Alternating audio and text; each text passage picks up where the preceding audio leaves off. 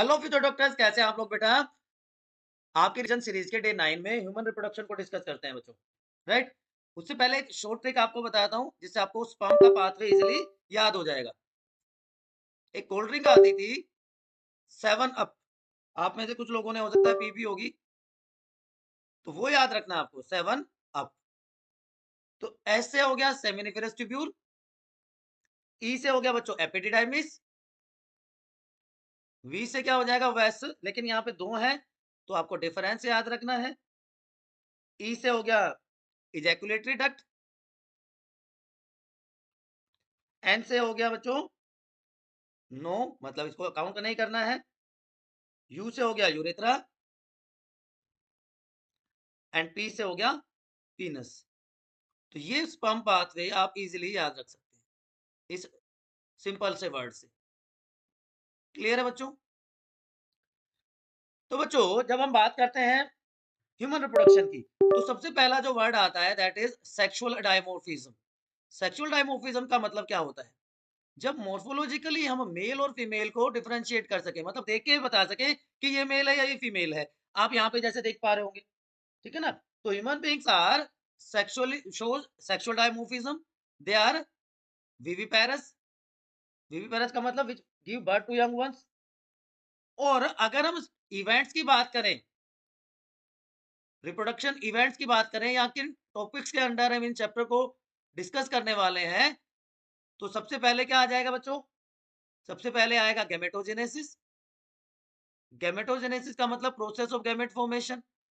अब मेल्स में इसको कहते हैं स्पर्मेटोजेनेसिस एंड फीमेल्स में क्या हो जाएगा बच्चों? It is known as oogenesis। तो स्पर्मेटोजेनेसिस एंड oogenesis। उसके बाद क्या आ जाएगा? Insemination. Second step will be insemination. Insemination का मतलब बच्चों कि जो सीमन है उसको रिलीज करना into female reproductive system. Third one is known as fertilisation, कि fusion of male and female gametes. Fertilisation भी दो टाइप का हो सकता है, एक्सटर्नल एंड इंटरनल फर्टिलाइजेशन। लेकिन ह्यूमन बीइंग्स में इंटरनल फर्टिलाइजेशन होता है, मदर की बॉडी के अंदर फीटस की डेवलपमेंट होती है। फर्टिलाइजेशन लीड्स टू इम्प्लांटेशन, कि यूट्रस की वॉल के साथ जो डेवलपिंग एम्ब्रियो है उसका अटैचमेंट इम्प्लांटेशन होता है। Then gestation period. इम्प्लांटेशन और चाइल्ड बर्थ के बीच का जो टाइम पीरियड है which is 9 months in human females, that is known as gestation period. And finally parturition. Parturition या child birth takes place. After completion of gestation period the fetus comes out through mother's body and it is known as a newborn baby। तो ये events होते हैं reproduction के human beings में। तो male reproductive system को हम पहले डिस्कस करते हैं। Male reproductive system,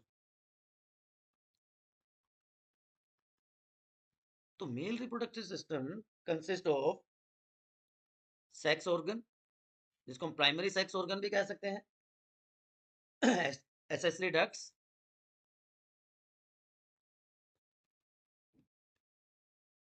and accessory glands, lastly external genitalia. Sex organ, primary and secondary sex organ. Primary and secondary. Primary sex organ का मतलब बच्चों जो डायरेक्टली गैमेट फॉर्मेशन के लिए रिस्पॉन्सिबल होता है वो ऑर्गन क्या कहलाएगा? Primary sex organ. Human males में टेस्टिस एंड फीमेल्स में ओवरी प्राइमरी सेक्स ऑर्गन होते हैं। इसके अलावा जितने भी स्ट्रक्चर्स हैं, ऑर्गन्स हैं जो हेल्प करते हैं प्राइमरी सेक्स ऑर्गन की, they are known as secondary sex organ. Clear है? तो ह्यूमन मेल्स में testis is primary sex organ. तो टेस्टिस की स्ट्रक्चर डिस्कस करें तो पेयर्ड स्ट्रक्चर है। मीजोडर्म से इनकी ओरिजिन होती है, तो मीजोडर्मल इन ओरिजिन। ठीक है बच्चों? Located outside abdominal cavity. Outside abdominal cavity. अब आउटसाइड ये कहां प्रेजेंट है? They are present in a pigmented skin pouch. उस पिगमेंटेड जो स्किन पाउच है उसको कहते हैं बच्चों स्क्रोटम। ठीक है? स्क्रोटम का काम क्या होता है? स्क्रोटम का काम बड़ा आसान सा होता है। क्या आसान काम होता है जी स्क्रोटम का? It keep the temperature 2 to 5 degrees Celsius less than 2 to 2.5 degrees Celsius less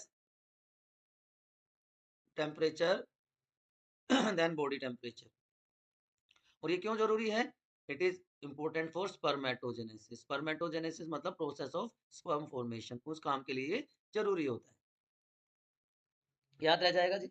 ठीक है. अब अडल्ट्स में अगर हम डायमेंशंस की बात करें, अडल्ट्स में जो टेस्टिस है वो ओवल शेप है.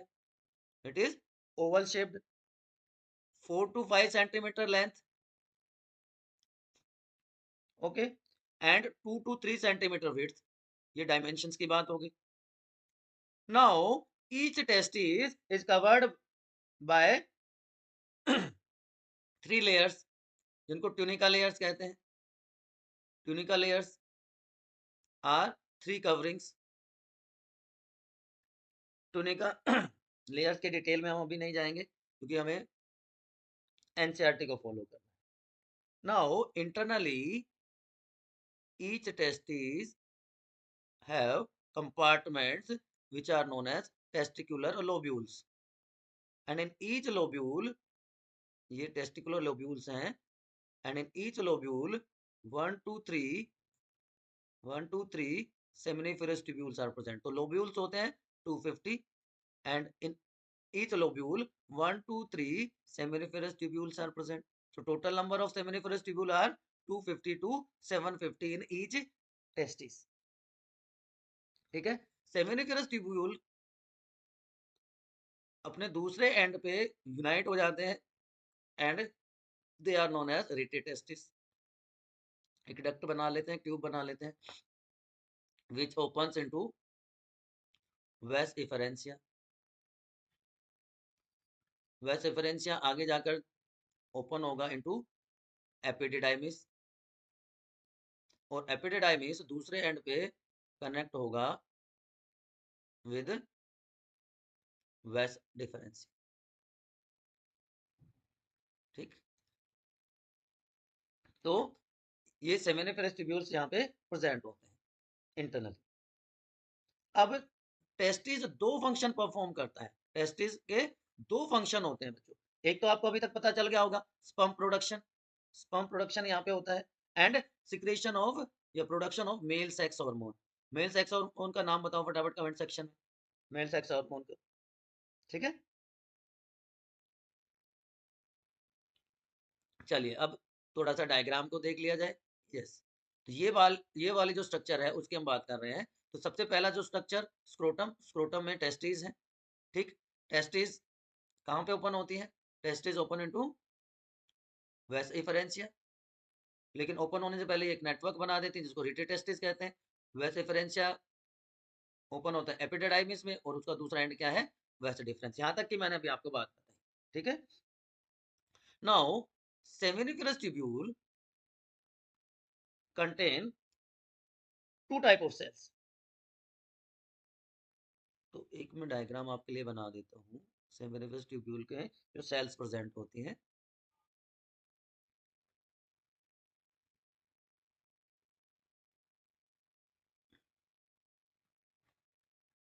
ठीक है. यहाँ पे कुछ सेल्स कॉलमनर हो जाती हैं. तो यहाँ पे 2 टाइप के सेल्स प्रेजेंट है. एक कहलाती है मेल जर्म सेल और स्पर्मेटोगोनिया जो स्पर्म प्रोडक्शन करेंगे. और दूसरी टाइप की सेल्स जो होती हैं they are known as Sertoli cells. They are known as Sertoli cells. तो मेल जर्म सेल्स या स्पर्मेटोगोनिया में मियोसिस होगा और उससे स्पर्म की फॉर्मेशन हो जाएगी. सर्टोली सेल्स जो है they provide nutrition. They provide nutrition to dividing germ cells. अब सेमिनिफरस ट्यूब्यूल के बाहर का जो एरिया है, सेमिनिफरस ट्यूब्यूल के, ये सेमिनिफरस ट्यूब्यूल है, इसके बाहर का जो एरिया है वो क्या कहलाता है? Interstitial space. Interstitial space. अब इस इंटरस्टिशियल स्पेस में दूसरी टाइप की सेल्स होती हैं जिनको लेडिक सेल्स कहते हैं, which are known as Leydig cells. या एक और नाम भी होता है क्योंकि इंटरस्टिशियल स्पेस में है तो they are known as interstitial cells, Leydig cells या इंटरस्टिशियल सेल्स, ये क्या करेंगे, ये सिंथेसाइज करेंगी, सिक्रीट करेंगी किसको, मेल सेक्स हार्मोन को, जो कि होता है टेस्टोस्टेरोन। ठीक है जी। एंड्रोजन एक कॉमन वर्ड यूज किया जाता है मेल सेक्स हार्मोन के लिए। ठीक है। अब यहां से शुरू होती है मेल एसेसरी डक्ट, यहां से शुरू होती है मेल एसेसरी डक्ट। वो मेल एसेसरी डक्ट किस किस को मिला के बनती है, टेस्टिस ओपन हो रही थी किस के थ्रू, रेटे टेस्टिस, रेटे टेस्टिस किस में ओपन हो रहा था, वेस इफरेंशिया, ई पहले आएगा ध्यान रखना। वेस इफरेंशिया के बाद क्या था, एपिडिडाइमिस, एपिडिडाइमिस के बाद क्या था, वेस डिफरेंशिया या वेस डिफरेंस। तो ये मिलके क्या बनाते हैं, मेल एसेसरी डक्ट। ठीक है जी, यहां तक कोई कंफ्यूजन। अब ये वेस डिफरेंस जो है ये डिसेंट हो जाएगा into abdomen, descent into abdomen. Clear. And it moves, it loop over urinary bladder, loops over urinary bladder. देखो यहां पे आपको लूपिंग दिख रही होगी, लूप्स ओवर यूरिनरी ब्लैडर, ये यूरिनरी ब्लैडर है, इसके ऊपर लूप बना के जा रहा है। अब यूरिनरी ब्लैडर एक दूसरी तरफ क्या कर रहा है, urinary bladder receive duct from, एक तो यूरिनरी ब्लैडर की डक्ट होगी, दूसरी डक्ट ऑफ सेमिनल वेसिकल, दो डक्ट मिल गई। ठीक है जी। और ये दोनों डक्ट ओपन होंगी into urethra, this duct open into urethra. और अब इस डक्ट को क्या कह देंगे हम, अब इस डक्ट को हम कह देंगे इजैकुलेटरी डक्ट, इजैकुलेटरी डक्ट। ठीक है, दिस इज इजैकुलेटरी डक्ट। ये डक्ट क्या करेगी, ये स्टोर करेगी, ट्रांसपोर्ट करेगी स्पर्म को। अब जो यूरेथ्रा है वो यूरिनरी ब्लैडर से ओरिजिनेट हुआ and it open outside with the help of male copulatory organ या एक्सटर्नल जेनिटेलिया, जिसको हम पीनस कहते हैं। ठीक, तो देखिए क्या हुआ, एक तरफ से सेमिनल वेसिकल की डक्ट आई, एक तरफ से यूरिनरी ब्लैडर की डक्ट आई, दोनों कहाँ ओपन हो गए यूरेथ्रा में ओपन हो गए, urethra open outside through penis, male copulatory organ या मेल एक्सटर्नल जेनिटेलिया। यहां तक कोई कंफ्यूजन है तो एक बार बता दो। This is male reproductive system. यहां तक कोई भी कंफ्यूजन है तो एक बार बता दो बच्चों, अदरवाइज हम बात करते हैं नेक्स्ट स्ट्रक्चर की, that is external genitalia, external genitalia या मेल कोपुलेटरी ऑर्गन और पीनस। हाईली वेस्कुलराइज्ड है, हाईली वेस्कुलराइज्ड स्ट्रक्चर है, कोई बोन यहाँ पे प्रेजेंट नहीं होती, स्पेशल टिश्यू का प्रेजेंट बना होता है। यहाँ पे अ, तीन लॉन्ग, तीन मास होते हैं, कॉर्पोरा कैवर्नोसा जो लॉन्गिट्यूडनल होते हैं, दो longitudinal and one is transverse, जिसको हम कॉर्पोरा स्पोंजियोसम कहते हैं।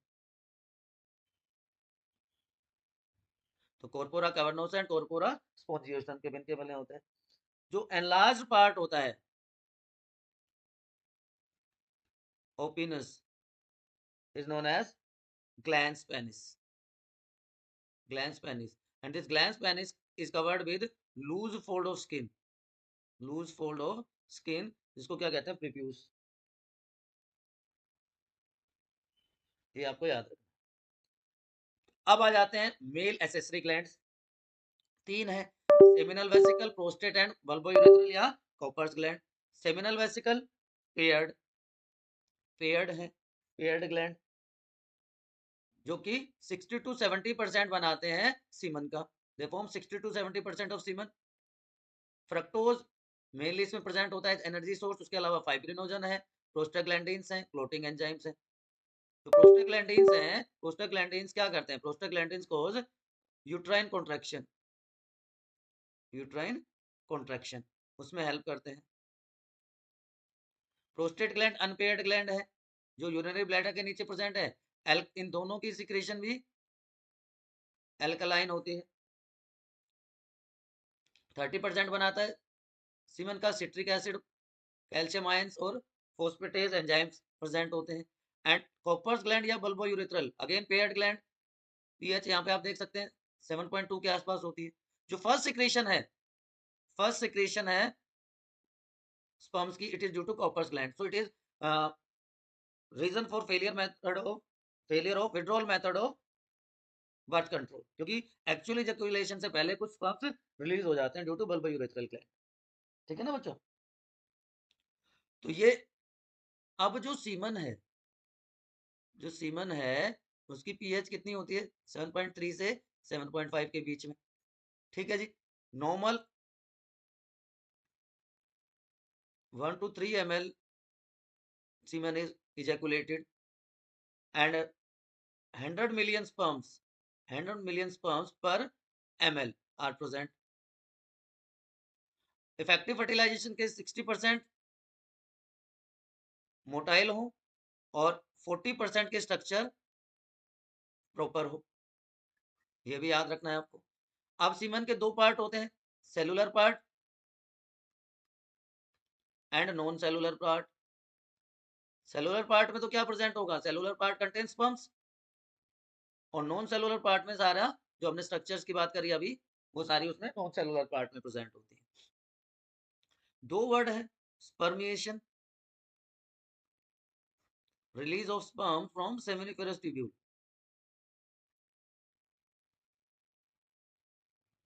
सेमिनिफेरस ट्यूब्यूल से स्पर्म रिलीज होता है तो उसको स्पर्मिएशन कह देते हैं। और स्पर्मेटोजेनेसिस आपको पता है, फॉर्मेशन ऑफ स्पर्म्स। तो this is regarding male reproductive system. अब बात करते हैं फीमेल रिप्रोडक्टिव सिस्टम की। ये मेन स्ट्रक्चर्स प्रेजेंट होती हैं, ovaries, fallopian tube are paired structures, उसके अलावा सारे अनपेयर्ड स्ट्रक्चर्स होते हैं। चलिए डिस्कस करते हैं एक एक करके। तो सबसे पहले ओवरी, वही प्राइमरी सेक्स ऑर्गन, मीजोडर्म से ओरिजिन होता है तो मीजोडर्मल है। ठीक है जी। और ये क्या प्रोड्यूस करेंगे, इसके भी दो फंक्शन हो जाएंगे, ओवम या एग सेल का production and female sex hormones. Female sex hormones कौन कौन से होते हैं, चलो एक बार कमेंट सेक्शन में बता दो अगर आपको याद है तो। Ovarian hormone, estrogen and progesterone, ये दोनों रिलीज करते हैं, सिक्रीट करते हैं। अगर डायमेंशंस की बात करें तो जो ओवरी है ये लोअर एब्डोमेन में प्रेजेंट होती है, लोअर एब्डोमेन में प्रेजेंट होती है, जबकि टेस्टिस एक्स्ट्रा एब्डोमिनल थी, आउटसाइड एब्डोमेन थी। 2 to 4 सेंटीमीटर लेंथ है and they are connected to pelvic wall by ligaments, pelvis के बोल से अटैच होती है। अब each ovary is having two parts, stroma है, जो ओवरी का स्ट्रोमा है ये दो पार्ट में डिवाइड होता है। आउटर पार्ट को हम क्या कह देते हैं, कोर्टेक्स कह देते हैं। इनर पार्ट को हम क्या कह देते हैं, मेडुला कह देते हैं। Outer cortex and inner medulla. ठीक है जी। Now from each ovary one egg cell, one ova is released on alternate basis. मतलब अगर फर्स्ट मंथ में लेफ्ट ओवरी से एग सेल रिलीज हुई है तो नेक्स्ट मंथ में राइट ओवरी से एग सेल रिलीज होगी। ठीक है ना, ध्यान रखना है। अब accessory duct, accessory duct, female accessory duct भी आप इसको कह सकते हो। इसमें क्या क्या आ जाएगा, इसमें आ जाएगा ओविडक्ट, ओविडक्ट का दूसरा नाम है फैलोपियन ट्यूब, उसके बाद इसमें आ जाएगा यूट्रस एंड वजाइन, ये मिलके फीमेल एसेसरी डक्ट की फॉर्मेशन करते हैं। अब फैलोपियन ट्यूब जो है ना बच्चे, जो ओविडक्ट है, फैलोपियन ट्यूब है, ये भी पेयर्ड है, नियरली 10 to 12 सेंटीमीटर लॉन्ग। और ये एक्सटेंड करती है, it extends from periphery of ovary to uterus, यहां तक जाती है। ठीक है जी। अब इसके 3 पार्ट होते हैं, infundibulum, ampulla and isthmus. Infundibulum, ampulla and isthmus. जो नियरेस्ट पार्ट होता है ओवरी के, दैट इज इनफंडिबुलम। और यहाँ पे आप देख रहे हो इसमें ये fine finger like projection present है, जिनको फिमरी कहते हैं। ये ओवरी से जो एग रिलीज होता है उसको रिसीव करते हैं। एम्पुला वो रीजन है जहाँ पे फर्टिलाइजेशन होता है, and isthmus is the part which is connect to uterus. तो इनफंडिबुलम क्लोज टू ओवरी, यहाँ पे फिमरी प्रेजेंट है, they receive the egg cell. Ampulla वो रीजन है जहाँ पे फर्टिलाइजेशन होता है, and last part of oviduct जहाँ का ल्यूमन नैरो हो जाता है पीछे की तरफ जाते जाते, एंड इट जॉइंस यूट्रस। ठीक है। अब दूसरा पार्ट यूट्रस। यूट्रस अनपेयर्ड है, सिंगल है। अभी तक दोनों पार्ट क्या थे, पेयर्ड थे। इन्वर्टेड पियर शेप स्ट्रक्चर, इन्वर्टेड पियर शेप स्ट्रक्चर है, ये देखो ना, ये यूट्रस है। अब इसकी वॉल 3 लेयर्ड होती है। 3 लेयर कौन कौन सी हैं, perimetrium, myometrium and endometrium. 3 layered हो यूट्राइन वॉल। ठीक है। यहाँ पे इसको वूम्ब भी कहा जाता है। It opens into, it opens into, ये कहाँ पे ओपन होता है, it opens into vagina through cervix, है ना। अब जो एंडोमेट्रियम की वॉल है अपने आप को थिक करती है every month to get fertilised egg, to get fertilised egg, क्योंकि यही वो एरिया है, वही यही वो पार्ट है जहाँ पे इम्प्लांटेशन होता है। इम्प्लांटेशन क्या होता है, attachment of blastula to endometrial wall, that is known as implantation. ये इम्प्लांटेशन होता है 7th डे आफ्टर फर्टिलाइजेशन। चलो अब नीचे की तरफ अगर हम जाते हैं तो देखिए ये पार्ट सर्विक्स हो गया। Cavity of cervix is known as cervical canal. अब सर्वाइकल कैनाल से आगे जाके क्या बनेगी, बर्थ कैनाल बन जाएगी। Cervical canal give rise to birth canal along with vagina. तो यूट्रस की वॉल जो 3 लेयर्ड है, पेरी, मायो एंड एंडोमेट्रियम, ये यूट्राइन कैविटी को लाइन करती है। और एंडोमेट्रियम में साइक्लिक चेंजेस होते हैं during each menstrual cycle. Myometrium का काम क्या होता है, स्ट्रॉन्ग यूट्राइन कॉन्ट्रैक्शन शो करेगा during delivery of the baby. ठीक है। चलिए उसके बाद हम बात करते हैं एक्सटर्नल जेनिटेलिया या वुल्वा की। मोन्स प्यूबिस एक क्वेश्चन है, just a second, this is a question of fatty tissue. Fatty tissue के साथ साथ यहाँ पे स्किन और प्यूबिक हेयर्स भी प्रेजेंट होते हैं। स्किन भी है, प्यूबिक हेयर्स भी प्रेजेंट, वो क्या कहलाएगा, मोन्स प्यूबिस। उसके बाद labia majora and labia minora, these are skin folds, these are skin folds. जो आउटर वन है उसको मेजोरा कह देंगे, इनर फोल्ड है उसको लेबिया माइनोरा कह देंगे। ठीक है, लेबिया majora and labia minora. Clitoris highly erectile tissue है। चलिए इसको डिटेल में एक एक डिस्कस करते हैं एक्सटर्नल जेनिटेलिया को। It is a question of fatty tissues. और इस फैटी टिश्यू के साथ साथ यहाँ पे क्या प्रेजेंट है, प्यूबिक हेयर्स भी प्रेजेंट है। क्लियर बच्चों।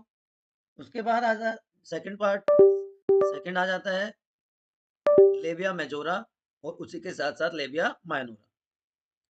लेबिया majora and labia, third one is labia minora. Majora का मतलब आउटर फ्लैशी फोल्ड है, it is outer fleshy fold. देखिए डायग्रामेटिकली अगर हम देखें तो डायग्राम में कुछ ऐसा आपको दिखाई देगा, दो फोल्ड्स हैं। तो जो पहला फोल्ड है वो माइनोरा को रिप्रेजेंट करेगा, और जो आउटर फोल्ड है इट विल रिप्रेजेंट मेजोरा। ये मेजोरा हो गया, ये अंदर वाला माइनोरा हो गया। इसके जस्ट ऊपर एक हाईली इरेक्टाइल टिश्यू होगा which is known as clitoris, that is clitoris. ठीक है। अब labia majora it is homologous to, ये बहुत इंपॉर्टेंट है बेटा, it is homologous to scrotum of male. जो मेल में स्क्रोटम फंक्शन करता है वो यहाँ पे लेबिया मेजोरा फंक्शन करेगा। और लेबिया माइनोरा इनर फ्लैश जो फोल्ड है it is homologous to penile urethra, it is homologous to penile urethra. ये इंपॉर्टेंट है, ये आपको याद रखने। क्लिटोरिस जैसा कि मैंने अभी आपको बताया हाईली इरेक्टाइल टिश्यू है,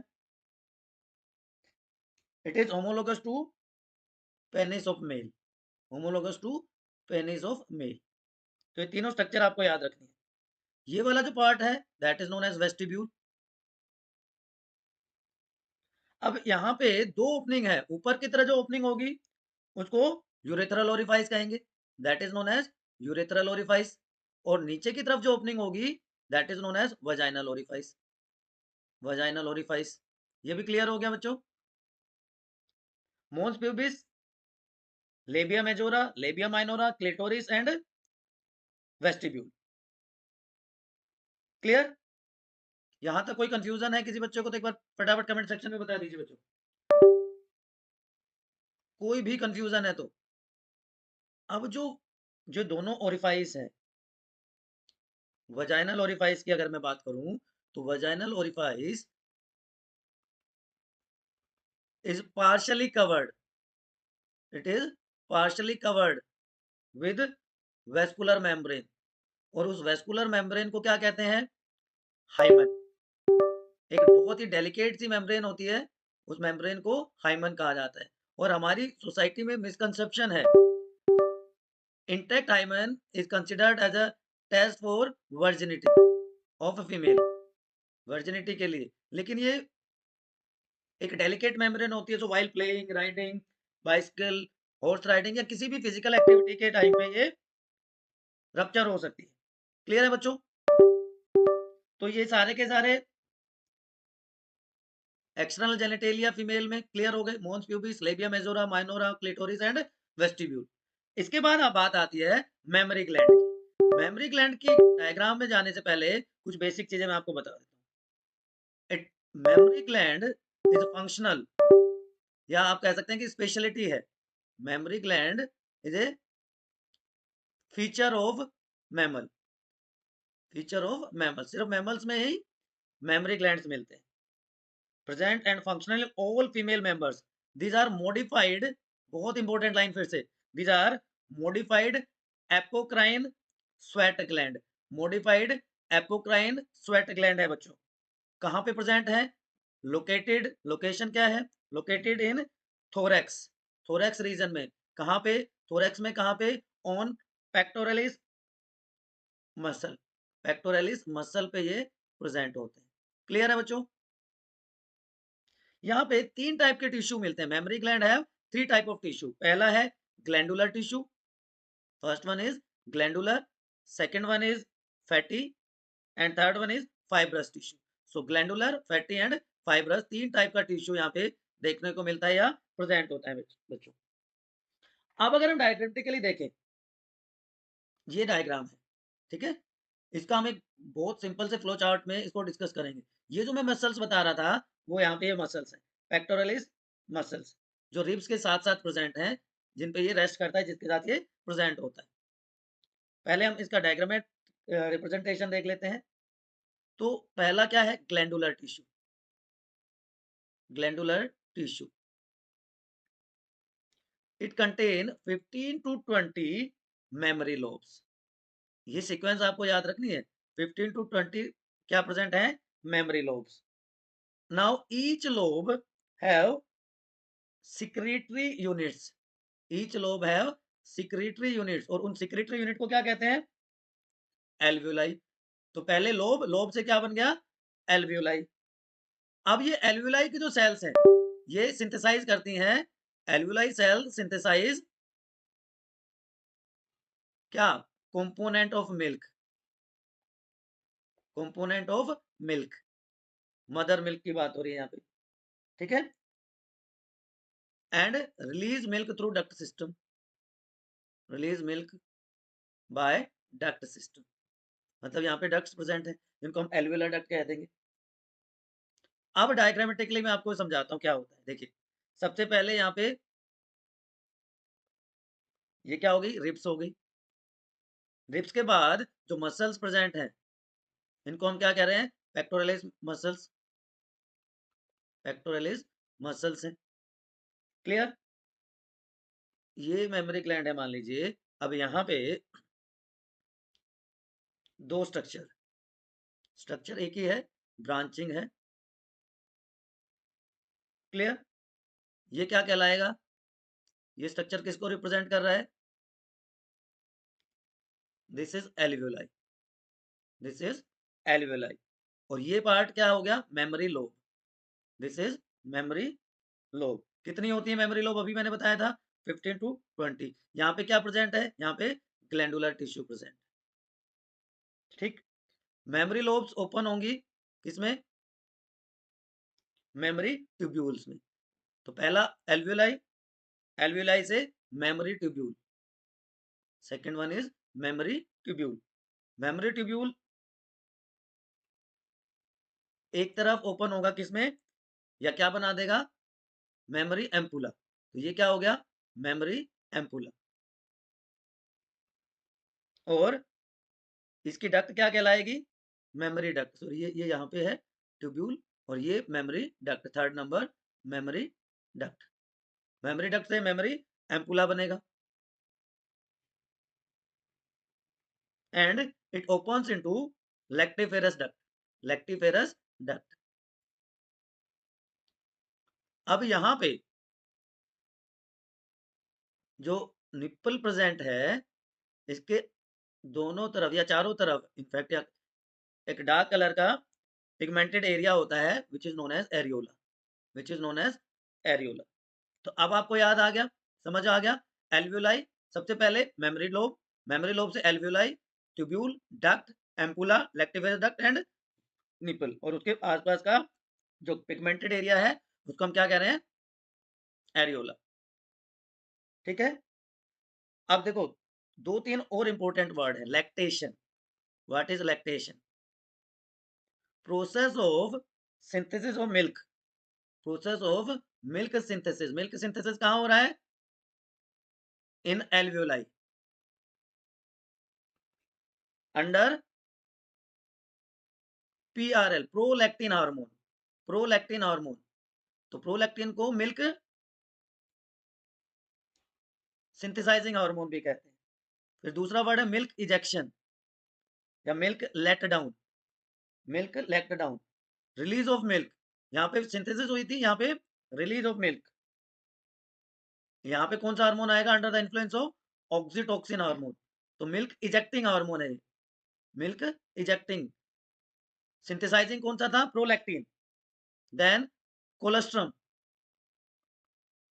colostrum, first secretion of mammary gland after child birth, first secretion of mammary gland, that is known as colostrum for 2-3 days, 2 to 3 days. It is rich in proteins, it contains immunoglobulin A antibodies, so it provide a natural passive immunity to newborn baby, natural passive immunity to newborn. Clear बच्चों, समझ में आ गई बात, चले आगे। उसके बाद, उसके बाद एक इंपॉर्टेंट इवेंट हो। अब एक बार पहले वो डायग्राम देख लो, सारी चीजें आपको समझ में आ जाएगी।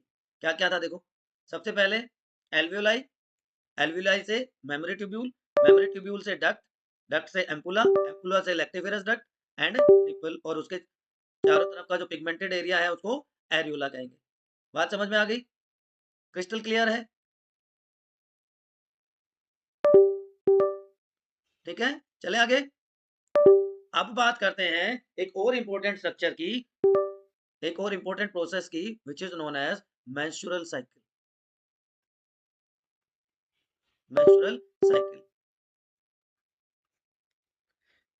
Reproductive cycle in female primates, reproductive cycle of female primates, जहां पे साइक्लिक चेंजेस होते हैं।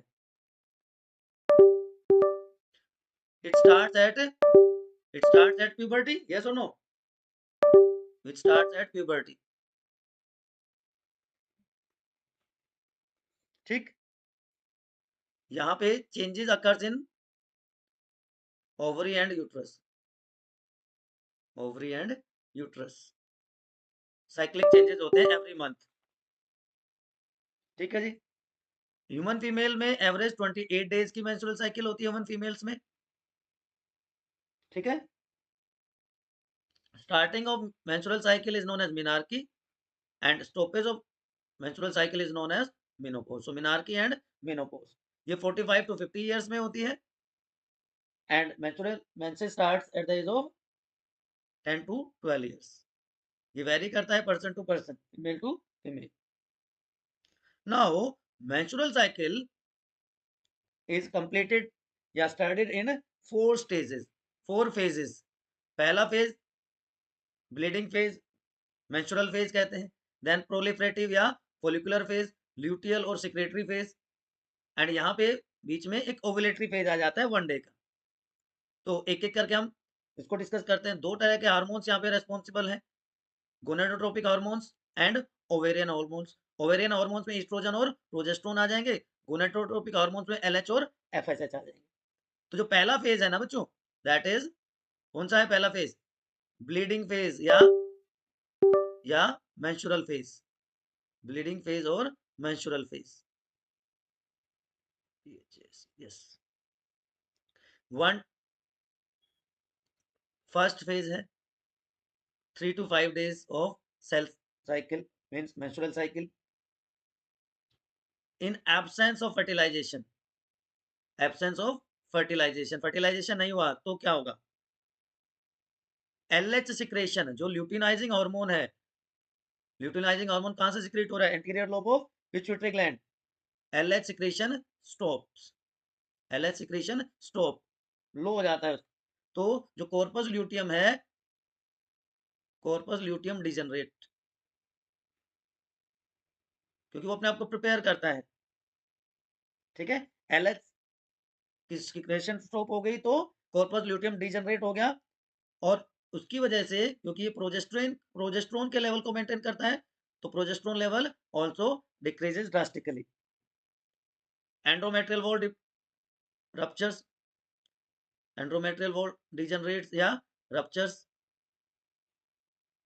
और ये सारी की सारी की ruptured egg cell, endometrial wall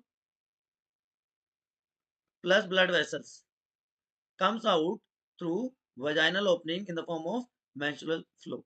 This is known as bleeding phase of cell cycle या first phase of menstrual cycle. Second phase is known as proliferative. Proliferation का मतलब क्या होता है? बढ़ाना। प्रोलिफरेटिव या इसको फोलिकुलर फेज भी कहते हैं, प्रोलिफरेटिव या फोलिकुलर फेज। इसका duration 6 to 7th day of cycle. अब क्या होगा? जो एफएसएच है, फोलिकल स्टिमुलेटिंग हार्मोन जो है, वो स्टिमुलेट करेगा development of, stimulate development of Graafian follicle दोबारा से, ठीक है। अब जो फॉलिकल सेल्स हैं वो सिक्रीट करेंगे एक hormone, they secrete estrogen hormone. वो क्या करेंगी? एस्ट्रोजन हार्मोन को सिक्रीट करेंगी। उससे क्या होगा? ये एंड्रो जो एस्ट्रोजन हार्मोन है, it regenerate uterine endometrium, uterus के एंडोमेट्रियम को दोबारा से रीजनरेट कर देगा, ठीक है जी। बट यहाँ पे लेंथ है वो एंड्रोमेट्रियल ग्लैंड की इंक्रीज हो जाएगी, तो थिकनेस दोबारा से हम कह सकते हैं बढ़ जाएगी। Then third phase is known as ovulatory phase. Third phase is known as ovulatory phase. It occurs on 14th day of a menstrual cycle. इससे जस्ट पहले 13 डे पे LH पीक पे पहुंच जाएगा। LH का लेवल जो है पीक पे पहुंच जाएगा and that is known as LH surge. उसको क्या कहेंगे? LH surge.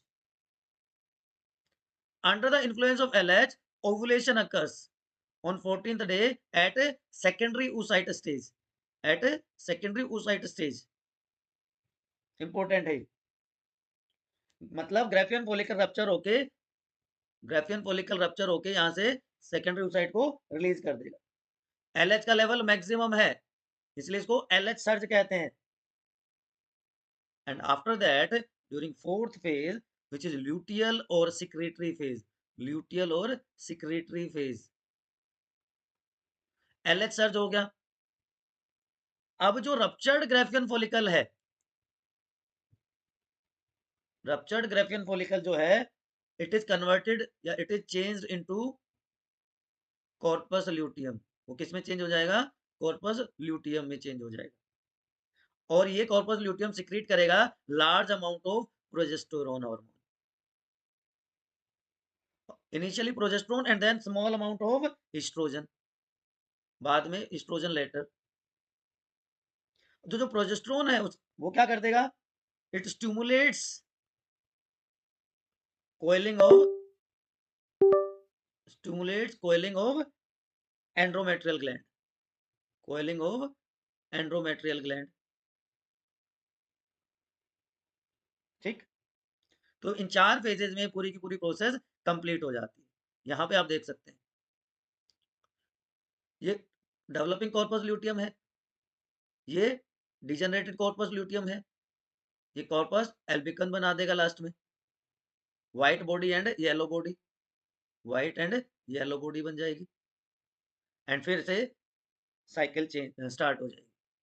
ठीक है जी, यहां तक कोई कंफ्यूजन है तो एक बार बता दो बच्चों मेरे। उसके बाद हम शुरू करते हैं एम्ब्रियोलॉजी। उसके बाद है एम्ब्रियोलॉजी।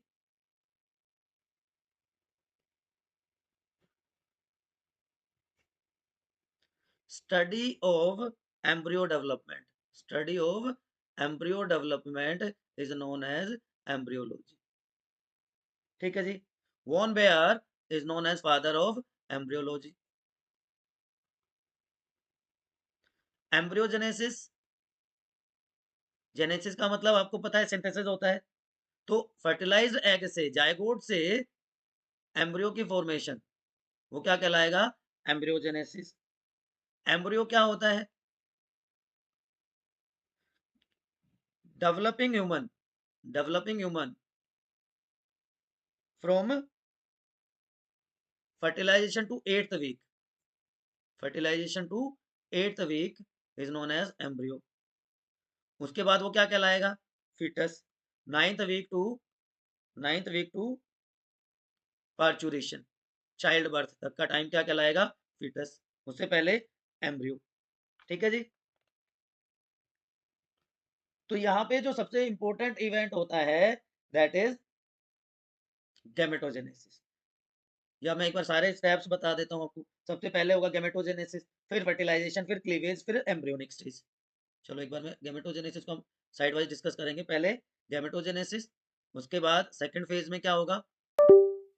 एक सेकंड, इसका कलर चेंज करते हैं हम लोग।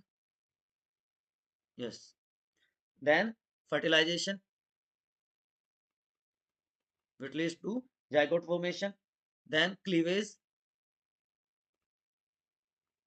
mitotic division of in zygote, mitotic division in zygote are known as cleavage, then embryonic stage starts, then embryonic stage start। इसमें सबसे पहले बनेगा मोरूला, बहुत कंफ्यूजन होता है बच्चों को यहाँ पे। Then blastula, gastrula and neurula, 4 structures बनते हैं। ब्लास्टोमियर्स के formation, blastulation, gastrulation and neurulation. And after that organogenesis occurs, organogenesis occurs. अब गैमेटोजेनेसिस दो स्टेप में होगी, स्पर्मेटोजेनेसिस मेल्स में और फीमेल्स में क्या कहेंगे इसको, oogenesis इन फीमेल्स। क्लियर? तो स्पर्मेटोजेनेसिस एंड oogenesis। देखो समझना बच्चों, टेस्टिस में सेमिनिफेरस ट्यूब्यूल्स हैं, ठीक है। Sperm formation occurs in seminiferous tubule of testis which are lined by germinal epithelium। यहाँ पे जो क्यूबोइडल जर्म सेल्स हैं वो तीन फेजेज में जाएंगे, पहले उनका मल्टीप्लिकेशन होगा, फिर ग्रोथ होगी और फिर मैचुरेशन होगा, ठीक है। जो स्पर्मेटोजेनेसिस है it is under influence of FSH follicle stimulating hormone plus male sex hormone testosterone, याद रहेगा।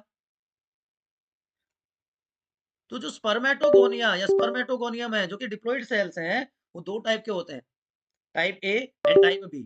Type A and type B spermatogonia. Type B spermatogonia precursor of sperm. यहां पे सबसे पहले प्राइमरी स्पर्मेटोसाइट बनेगा, ठीक है। It undergoes first meiotic division. तो यहाँ पे ये भी स्पर्मेटोगोनिया भी डिप्लॉइड, प्राइमरी स्पर्मेटोसाइट भी डिप्लॉइड, लेकिन यहाँ पे मियोसिस 1 हो गया तो सेकेंडरी स्पर्मेटोसाइट हो जाता है हैप्लॉइड, ठीक है। और यहाँ पे स्पर्मेटिड बन जाता है, ठीक है। सेकेंडरी स्पर्मेटोसाइट से स्पर्मेटिड बन जाता है तो ये प्रोसेस कहलाता है स्पर्मेटिडोजेनेसिस। स्पर्मेटिडोजेनेसिस, स्पर्मेटिड की फॉर्मेशन।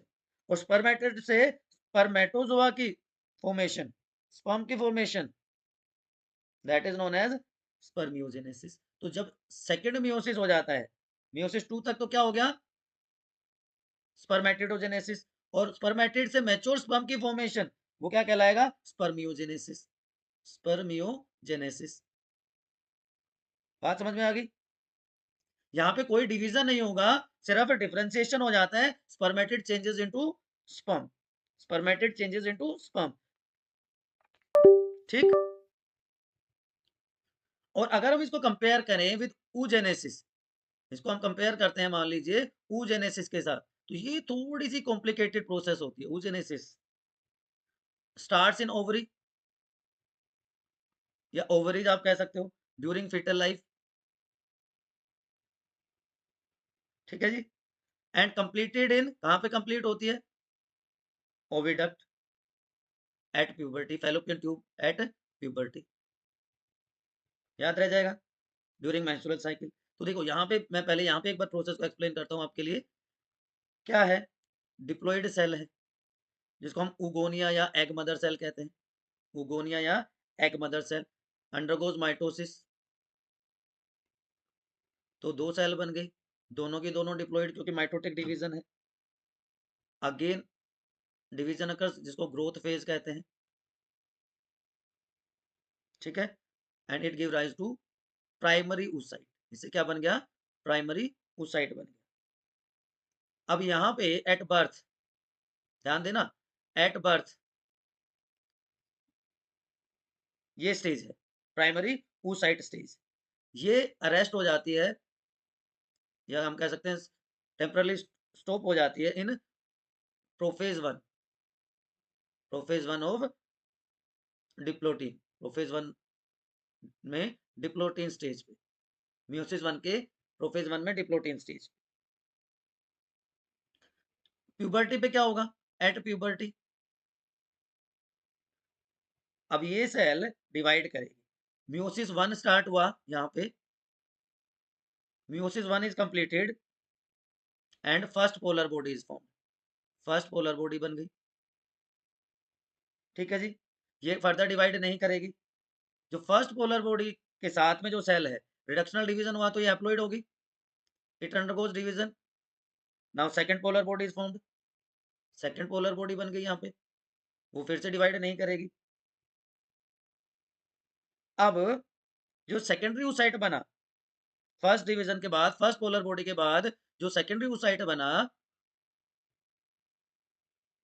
ये फिर से अरेस्ट हो जाएगा at metaphase 2, at metaphase 2 and sperm entry, sperm entry act as stimulus.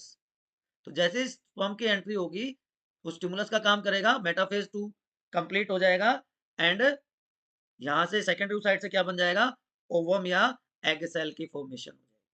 Ovum या एग सेल की फॉर्मेशन हो जाएगी, मतलब at fertilisation egg cell formation occurs। अब दोनों को यहाँ पे देखो, कंपैरिजन देखो, एनसीईआरटी का डायग्राम। स्पर्मेटोगोनिया था, ये सीधा प्यूबर्टी से स्टार्ट हुआ। डिप्लॉइड सेल, माइटोसिस हुआ, ये भी डिप्लॉइड। प्राइमरी oocyte बना, ये भी डिप्लॉइड। अब मियोसिस हुआ तो सेकेंडरी oocyte से हैप्लॉइड, फिर से मियोटिक डिवीजन, स्पर्मेटिड्स। ये क्या हो गया, स्पर्मेटिडोजेनेसिस। और ये स्पर्मियोजेनेसिस, स्पर्म की फॉर्मेशन। तो एक स्पर्मेटोगोनिया से 4 स्पर्म्स की फॉर्मेशन होती है। लेकिन अगर हम oogenesis की बात करें तो ये कहां से स्टार्ट हो गया, फेटल लाइफ में स्टार्ट हो गया डिफरेंशिएशन। प्राइमरी oocyte बना, ये भी डिप्लॉइड सेल है।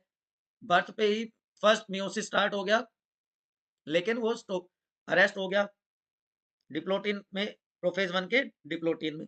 तो प्यूबर्टी पे जब मियोसिस दोबारा से हुआ, जो मियोसिस 1 जब कंप्लीट हुआ तो सेकेंडरी oocyte की फॉर्मेशन हो गई। इसी सेल स्टेज पे एक्स सेल रिलीज होती है, फर्स्ट पोलर बॉडी बनी, बॉडी जनरेट हो गई। जो दूसरी सेल है वो डिवाइड करेगी और सेकंड पोलर बॉडी बना देगी। क्लियर बच्चों, यहां तक कोई कंफ्यूजन है तो एक बार बता दो, अदरवाइज हम डिस्कस करते हैं स्ट्रक्चर ऑफ स्पर्म को। Structure of sperm, structure of sperm बड़ा सिंपल सा डायग्राम है, आपने पहले भी बनाया होगा।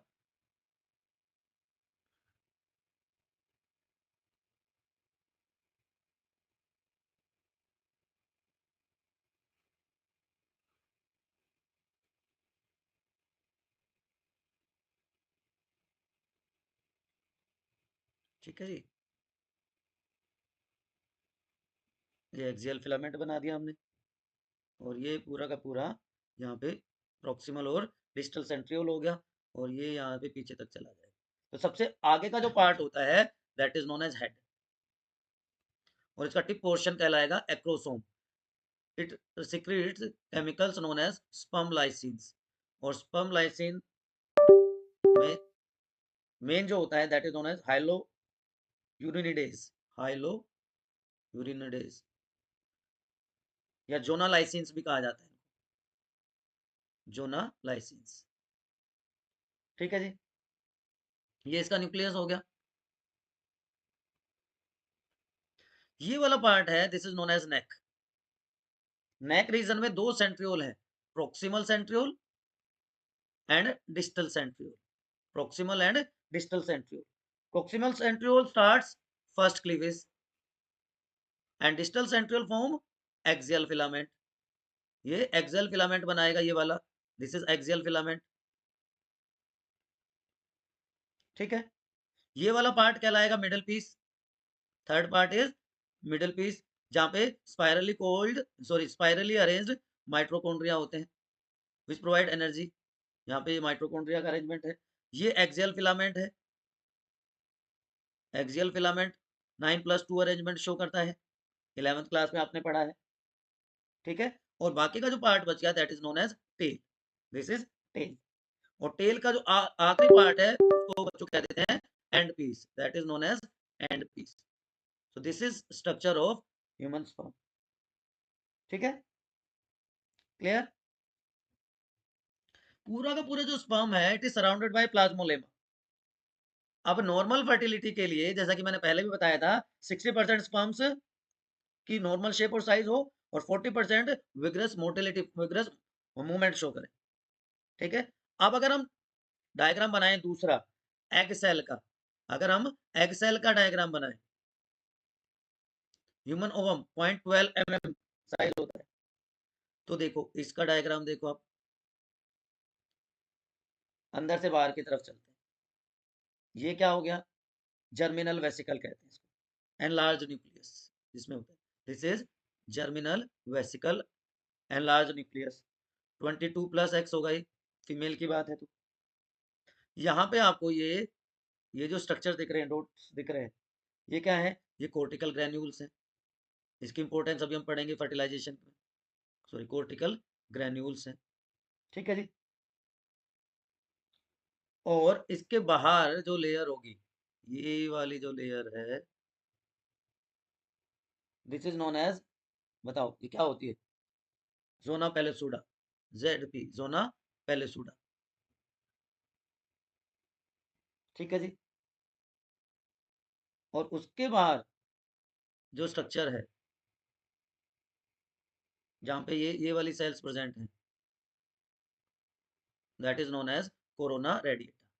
This is, these cells represents layer of corona radiata. तो बाहर corona radiata, अंदर zona pellucida. This is corona radiata. ठीक है। इसको सेकेंडरी एग मेम्ब्रेन भी कहते हैं। It is also known as secondary egg membrane and it is formed by follicular cells, formed by follicular cells। ठीक है। तो जोना पेलेसुडा क्या होगी? Primary egg membrane. This is primary egg membrane. ये नॉन सेलुलर लेयर होती है, ये नॉन सेलुलर लेयर है। ये जो गैप है, जो स्पेस बच गया, it is known as pre vitelline space. This is pre vitelline space. नीचे की तरफ वेजिटल पोल, ऊपर की तरफ animal pole, AP। Ovum plus egg membrane is known as egg. Ovum plus egg membrane is known as egg. अब fertilisation की बात कर लेते हैं। फर्टिलाइजेशन इवेंट्स में क्या होता है? ये 5 स्टेप्स पढ़ने हैं हमें। Capacitation, chemo attraction, acrosome reaction, cortical reaction and syngamy. बड़ा सिंपल सा है, देखो। कैपेसिटेशन, जो वेजाइना केमिकल सिक्रीट करती है, वो हेल्पफुल होते हैं to remove coating substances around the head of sperm, जिससे स्पर्म एक्वायर कर लेते हैं एबिलिटी टू फर्टिलाइज ओवम। ठीक है। तो यहाँ पे क्या हो रहा है? AFZ and FZ, anti fertilizin and fertilizin, anti fertilizin and fertilizin. ये भी बहुत इंपॉर्टेंट कंसेप्ट है बेटा। Anti fertilizin and fertilizin are present on surface of gametes. ये स्पीशीज स्पेसिफिक है। ये क्या है? स्पीशीज स्पेसिफिक है। एंटी फर्टिलाइजिन एसिडिक प्रोटीन है, दे आर एसिडिक प्रोटीन। ये कहां प्रेजेंट होंगे? स्पर्म के सरफेस पे, they are present on sperm surface. Fertilizin कहां प्रेजेंट होगा? जो कि एक ग्लाइकोप्रोटीन है, it is present on egg surface. तो interaction between fertilizin and antifertilizin helps in agglutination. ये जब आपस में जुड़ जाते हैं तो प्रोसेस को क्या कहेंगे? एग्लूटिनेशन। तो पहला काम हो गया हमारा, कीमो अट्रैक्शन भी हो गया, केमिकल की वजह से अट्रैक्शन हो गया। उसके बाद आता है एक्रोसोम रिएक्शन या acrosomal reaction. Third one is known as acrosomal reaction या एक्रोसोम रिएक्शन।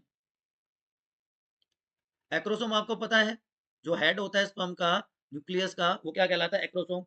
तो जो कैपेसिटेटेड स्पर्म है, कैपेसिटेटेड स्पर्म जो है, इट शोज एक्रोसोमल रिएक्शन, जहां पे एक्रोसोम जो है रप्चर कर जाएगा and release sperm lysines. Chemicals release कर देगा, लाइक हाइलोयूरिनेज, जिनको हम स्पर्म लाइसिन या जोना लाइसिन्स कहते हैं। जैसे ही स्पर्म कॉन्टेक्ट में आएगा plasmalemma of ovum, plasmalemma of ovum, तो यहां पे it causes depolarization of plasmalemma. Depolarization of plasma occurs, which prevents entry of other sperms, entry of other sperm, या हम कह सकते हैं it prevents पोलीस्पर्मी। ठीक है। पोलीस्पर्मी को ये रोक देगा। कौन रोक देगा पोलीस्पर्मी को? Acrosome reaction. और उसी के साथ आएगा कोर्टिकल रिएक्शन। इसी से मिलता जुलता क्या है? Cortical reaction. इसी के साथ क्या है? Cortical reaction. ठीक है। अब sperm activation, sperm activation. at the point of contact of sperm, at the point of contact of sperm with plasmolema, जब मान लीजिए ये हमारी एग सेल है, यहाँ से स्पर्म आया, ये पॉइंट ऑफ कॉन्टैक्ट हो गया, तो यहाँ पे किस तरह से एक एरिया बन जाता है which is known as cone of reception, which is known as cone of reception. ठीक है, कोन ऑफ रिसेप्शन बन गया। अब पूरा का पूरा स्पर्म एंटर कर जाएगा into egg cell.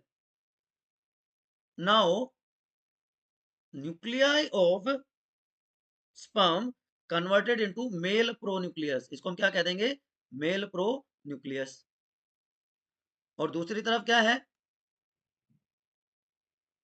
Egg nucleus है, एग प्रोन्यूक्लियस है, एग प्रोन्यूक्लियस है। तो क्या क्या चेंजेस हुए, जैसे स्पर्म की एंट्री हुई, मियोसिस 2 कंप्लीट हो गया क्योंकि स्टिमुलस का काम करता है, राइट। मेटाबॉलिक एक्टिवेशन हो गया ओवम का, मेटाबॉलिक एक्टिवेशन ऑफ ओवम, ये दूसरा चेंज होता है। यहाँ पे कोर्टिकल रिएक्शन हो गई, जहां पे ओलिस्पर्मी प्रिवेंटेड हो गई, कि जो कोर्टिकल ग्रेन्यूल्स यहाँ पे रिलीज होंगे, जो कोर्टिकल ग्रेन्यूल्स जो थोड़ी देर पहले हम बात कर रहे थे, ये कोर्टिकल ग्रेन्यूल्स क्या करेंगे, ये जोना पेलोसोडा को हार्ड कर देंगे। जोना पेलोसोडा हार्ड होगी तो उसकी वजह से ये impermeable हो जाएगी for other sperms. And finally syngamy या एम्फीमिक्सिस अकर्स। सिंगेमी या एम्फीमिक्सिस में क्या होगा,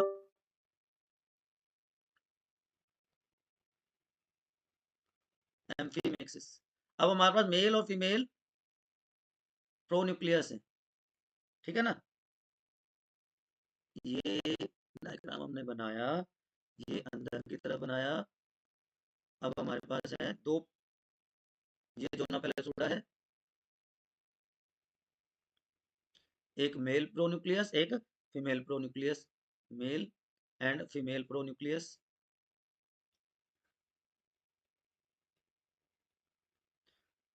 अब यहाँ पे जो सेंट्रियोल है, proximal centriole of male, proximal centriole of sperm, वो अपोजिट डायरेक्शन में मूव करना शुरू कर देगा डिवीजन के बाद, और उससे क्या होगा, यहाँ पे वो अपोजिट पोल से पहुंच जाएगा 23 23 स्पिंडल फाइबर्स की फॉर्मेशन हो जाएगी। एक तरफ मैटरनल क्रोमोसोम दिखाई देंगे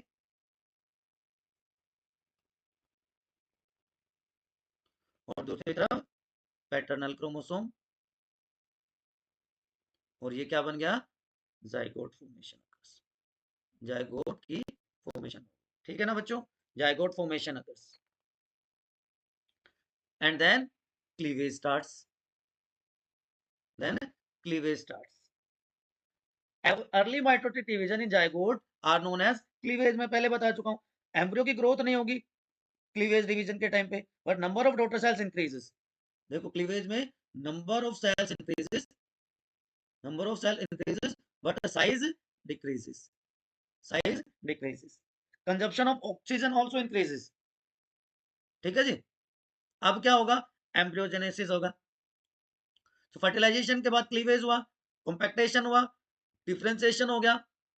सो 2 सेल 4 सेल, 4 सेल स्टेज कहां पे बनेगी, ओविडक्ट में ही रहेगी, ये भी फैलोपियन ट्यूब में रहेगी। उससे क्या बन जाएगा, 8 to 16 सेल, जिसको हम क्या कह देते हैं, morula, morula stage. After 3 to 4 day of after fertilisation, 3 to 4 day after fertilisation ये बन जाता है। मोरूला से क्या बन जाएगा, मोरूला से क्या बनता है, ब्लास्टूला की फॉर्मेशन हो जाएगी, ब्लास्टूला फॉर्मेशन अकर्स। ठीक है, एंड ये ब्लास्टूला अपने आप को अटैच कर लेगा विद यूट्राइन वॉल, और उस प्रोसेस को हम क्या कह देते हैं, implantation. That process is known as implantation. ठीक है बच्चों, जो फर्दर ग्रोथ है, फर्दर डेवलपमेंट है, वो यहीं पे होगी। So this is embryogenesis. Clear. उसके बाद गैस्ट्रुलेशन, तीन जो प्राइमरी जर्म लेयर्स हैं उसकी फॉर्मेशन को गैस्ट्रुलेशन कहा जाता है। यहां तक कोई कंफ्यूजन है तो एक बार बता दो मुझे। प्लेसेंटा, प्लेसेंटल हार्मोन को बताने से पहले मैं प्लेसेंटा आपके लिए एक्सप्लेन करता हूँ। इंपॉर्टेंट स्ट्रक्चर है placenta. What is placenta? Structural and functional connection, structural and functional connection है किसके बीच में बताओ? आपने ही पढ़ा है, 10th क्लास में भी पढ़ा है। Between developing foetus, between developing foetus and and uterine endometrium, uterine endometrium, ठीक है। जहां पे फीटस रिसीव, या आप कह सकते हैं फंक्शन क्या है प्लेसेंटा के? Oxygen, nutrients and remove waste through it, ठीक है।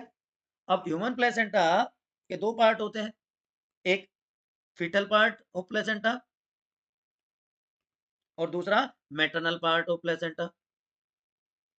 Fetal part is formed of chorionic villi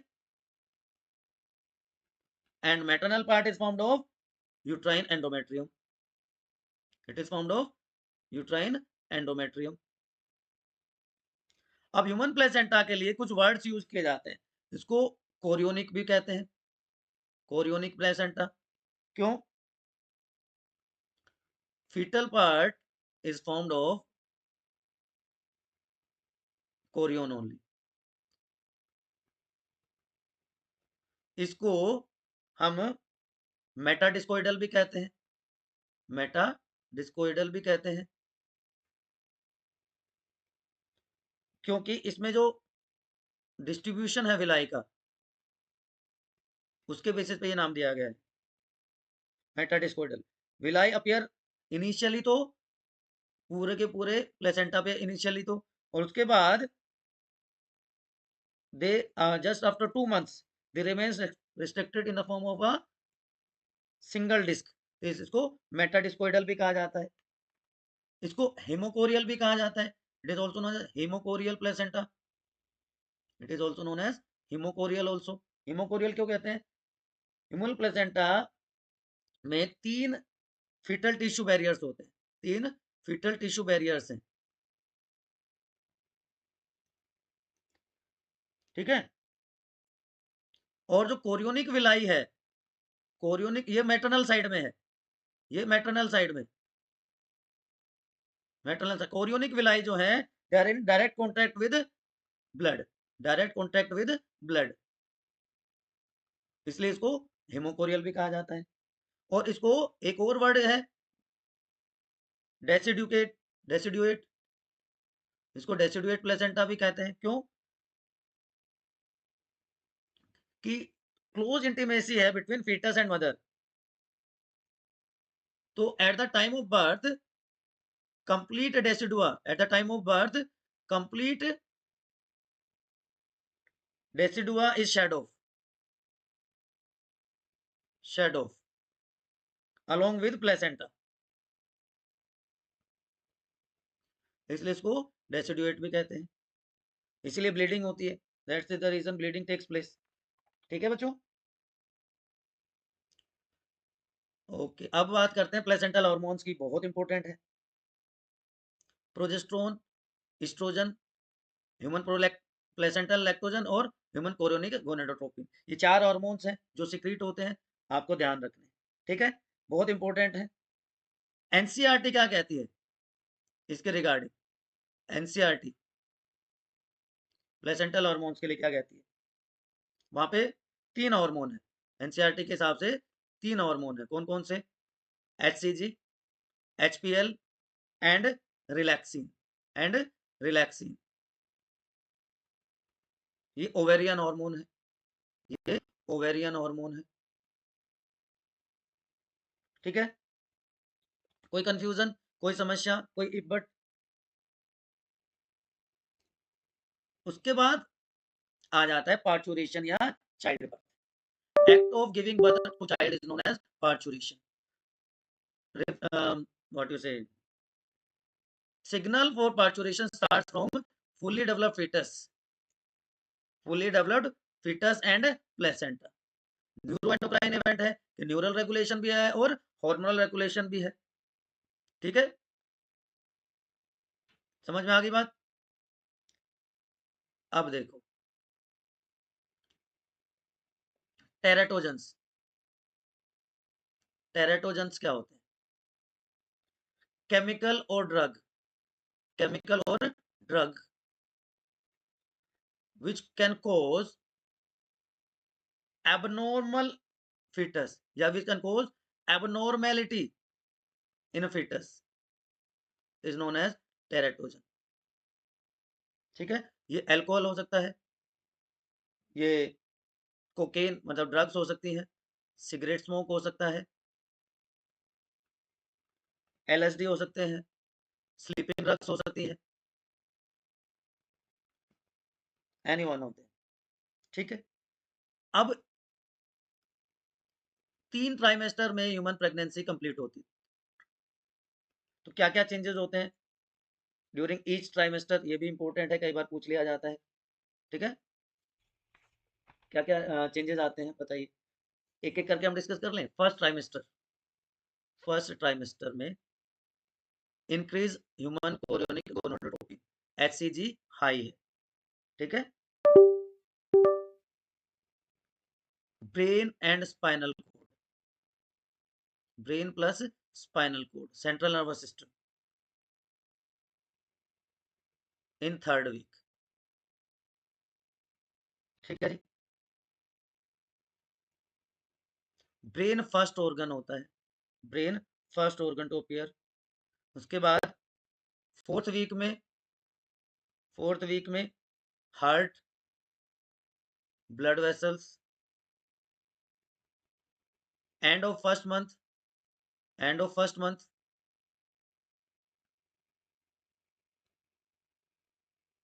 listening of heart sound,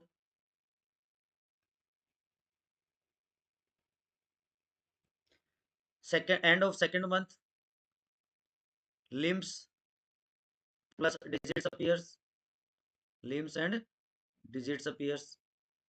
ठीक है जी, end of 12 weeks most organ systems are formed। second trimester, second trimester मतलब 4 to 6 month of pregnancy। during fifth month of pregnancy first fetal movement, first fetal movement is observed, hair on head appears, hair on head appear। end of 24 week, end of 24 week eyelids separates from, eyelid separates and eyelashes are formed।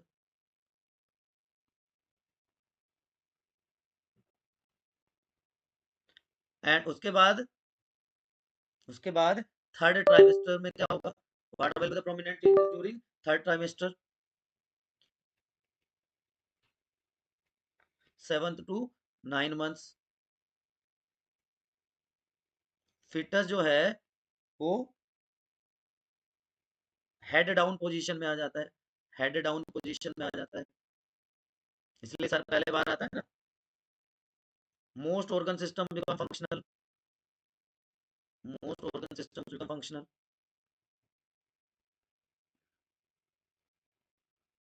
ठीक है जी, तो ये सारे changes होते हैं। तो this is your chapter.